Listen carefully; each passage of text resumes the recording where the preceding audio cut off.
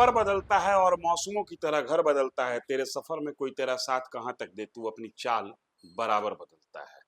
ये बात मैं इसलिए कह रहा हूं कि पिछले 24 घंटा से इंटरनेशनल पॉलिटिक्स में एक बात बड़ी तेजी से फैल रही है कि अब मिडिल ईस्ट की समस्या जो है, गल्फ वार की समस्या जो है, ईरान, इजराइल और अमेरिका की लड़ाई की जो समस्या है, वो अब समाप्त होने पर है।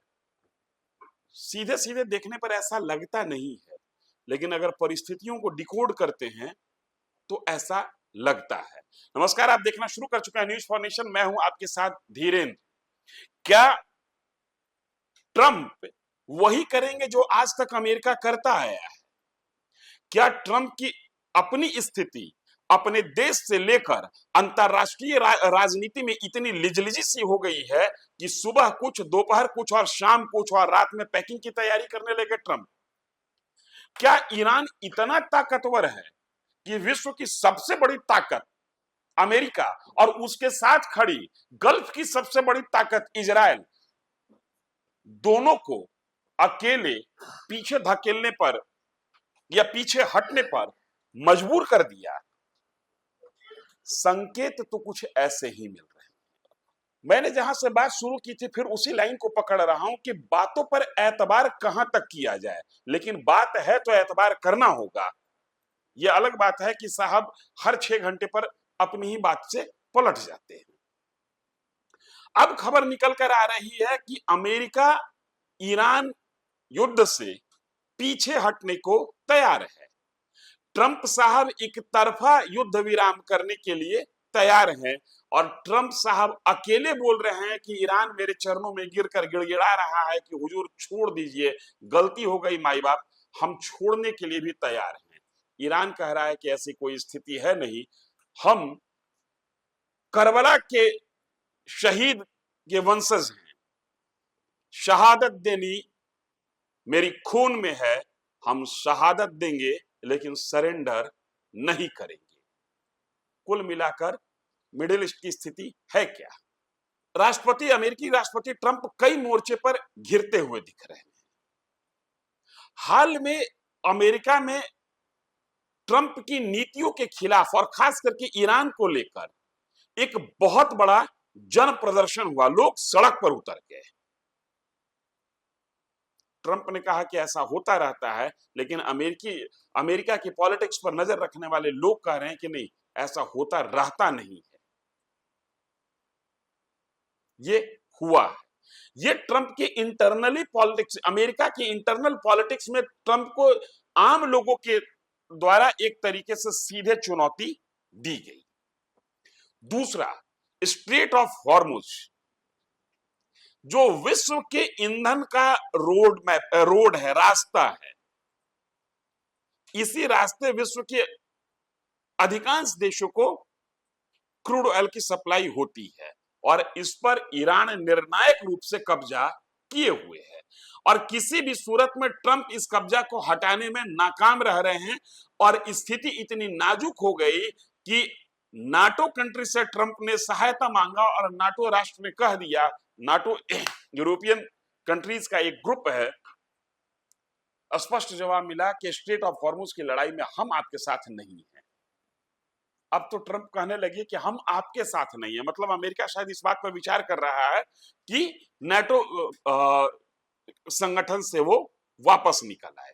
खैर ये बाद की बात है, लेकिन स्ट्रेट ऑफ हॉर्मुज के मसले पर अमेरिका को किसी भी देश से कोई सफलता या कोई सहायता नहीं मिल रही है।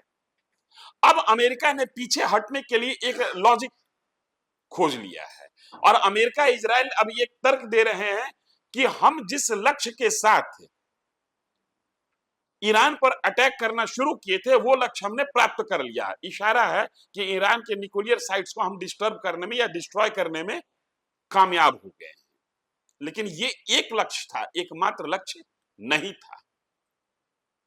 ट्रंप की कोशिश ये थी, इजराइल अमेरिका की कोशिश ये थी कि खामेनेई की सत्ता को और खामेनेई की विचारधारा को ईरान से उखाड़ फेंका जाए, वेस्टर्न डेमोक्रेटिक सिस्टम वहां पर लागू हो, लेकिन ऐसा कराने में नाकाम हुए। 1989-80 में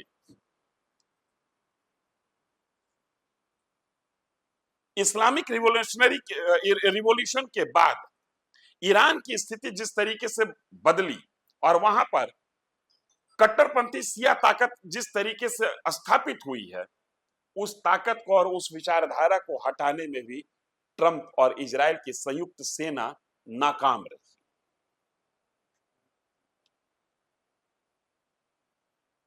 वहां का सोशियो पॉलिटिकल स्ट्रक्चर खामेनी ने इस तरीके से डेवलप किया था कि एक राजनेता जाता है तो दूसरे राजनेता स्वतः सामने आ जा रहे हैं, और जन विद्रोह की जो बात हो रही थी, जो पहले दिन 28 फरवरी को जिस दिन पहला अटैक हुआ, जिस दिन खामनेई की मृत्यु हुई, उस दिन कहा गया कि जश्न वहां मनाया जा रहा है और ये जश्न वहां के स्थानीय सत्ता को पलट देगी। एक महीना बीतने के बाद भी ऐसा कुछ होता हुआ दिखा नहीं। अब आ जाइए ऑयल क्रूड प्राइस पर। एक्सपर्ट कह रहे हैं कि ये लड़ाई अगर और खिंच गया तो $150 प्रति बैरल तक की कीमत जा सकती है। और 2008 में विश्व सबसे प्राइस हाइक, जो सबसे बड़ा प्राइस हाइक देखा था, वो 147.50 प्रति बैरल का था। अगर वो स्थिति फिर से इस बार आ जाती है तो ये स्ट्रेट ऑफ हॉर्मुज की बंदी विश्व के लिए आर्थिक मंदी का कारण बन जाएगा और इसके लिए अमेरिका पूरे विश्व के निशाने पर होगा। शायद ट्रंप इस अपयश से बचना चाहते हैं। एक और महत्वपूर्ण, और वो सामरिक विषयों की बात, लड़ाई की बात। इसमें कहीं कोई संदेह नहीं कि अमेरिका और इजराइल की संयुक्त ताकत ने ईरान की कमर तोड़ दी है, लेकिन ईरान टूटे हुए कमर से भी ड्रोन के आश्रय लड़ाई लड़ रहा है। और इसी ड्रोन के आश्रय यूक्रेन पिछले 4 साल से रसिया के साथ लड़ाई लड़ रहा है। इसका मतलब यह है कि ड्रोन वो ताकत बनकर, वो हथियार बनकर निकली है इस आधुनिक युग में, जिस हथियार के आश्रय छोटे राष्ट्र भी लंबे समय तक युद्ध मैदान में टिके रह सकते हैं। एक ड्रोन को बनाने का खर्च 30 से 40 हजार डॉलर के आसपास होता है और उस ड्रोन के अटैक को रोकने वाले मिसाइल का खर्च 20 से 40 लाख डॉलर के आसपास का जाता है।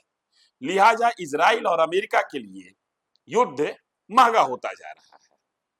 अमेरिका की निजी अर्थव्यवस्था पर भी इसका उल्टा असर पड़ रहा है, इसलिए कि गल्फ कंट्रीज में जहां जहां से अमेरिका तेल शोधन करता है, वहां वहां पर ईरानी सेना हमला कर रही है और उस हमले का परिणाम यह है कि अमेरिका का खुद का जो तेल एक्सपोर्ट का कारोबार है वो सिकुड़ता जा रहा है।